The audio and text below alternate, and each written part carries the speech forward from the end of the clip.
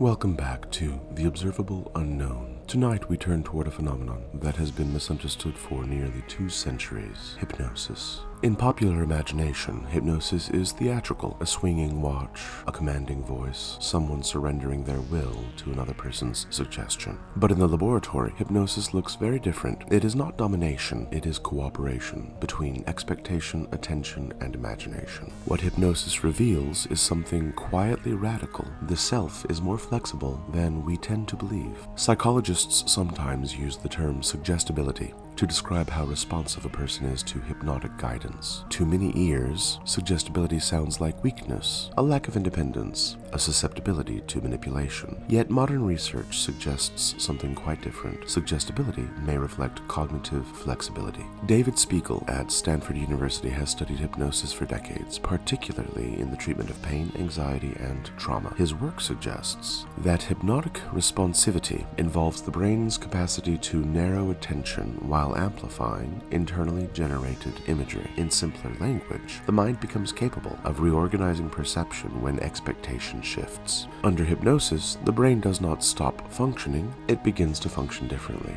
Contemporary neuroscience increasingly describes the brain as a prediction system. It constantly generates expectations about what the world will be like and adjusts those expectations when sensory input contradicts them. Hypnosis appears to operate directly on this predictive machinery. Amir Raz, a cognitive neuroscientist known for elegant experiments on suggestion, demonstrated that hypnotic suggestion can influence basic perceptual processes. In one famous paradigm, participants were instructed under hypnosis that written words would appear as meaningless symbols. When later performing the Stroop task, their automatic reading response diminished. The implication is remarkable. Suggestion can alter the very expectations through which perception is filtered. The observable unknown here is that perception itself may be partially negotiated through belief. One of the enduring myths of hypnosis is that it overrides personal agency. In fact, hypnosis requires participation. Irving Kirsch, whose work on placebo effects and expectation has shaped modern psychological science, has argued that hypnosis involves what he calls response expectancies. People respond not because their will has been stolen, but because their brain anticipates a particular outcome. When the mind expects analgesia, pain may diminish. When the mind expects heaviness in the arm, the muscles comply. Agency does not vanish, it reorganizes around expectation. Few areas demonstrate this effect more clearly than clinical pain management. David Spiegel's research has shown that hypnotic interventions can significantly reduce perceived pain in certain medical contexts, including surgical procedures and chronic pain conditions. Functional imaging studies suggest that hypnotic analgesia changes activity patterns in brain regions associated with pain processing, including the anterior cingulate cortex. The stimulus may remain. The suffering attached to it may soften.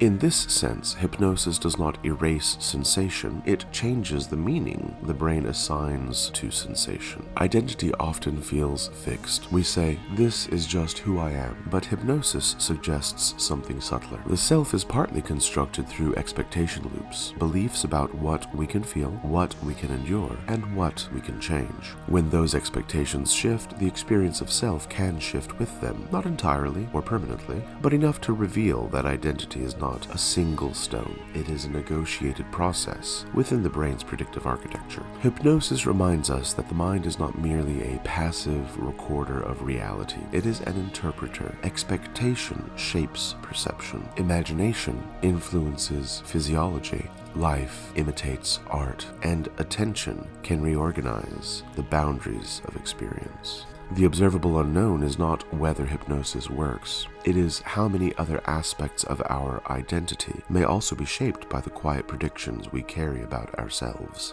If this interlude has stirred reflection in you, you may write to me at theobservableunknown@gmail.com or text your thoughts to 336-675-5836. And wherever you have listened to this interlude, please know that your reviews and ratings help thoughtful conversations find their way through the noise. Until next time, this has been The Observable Unknown.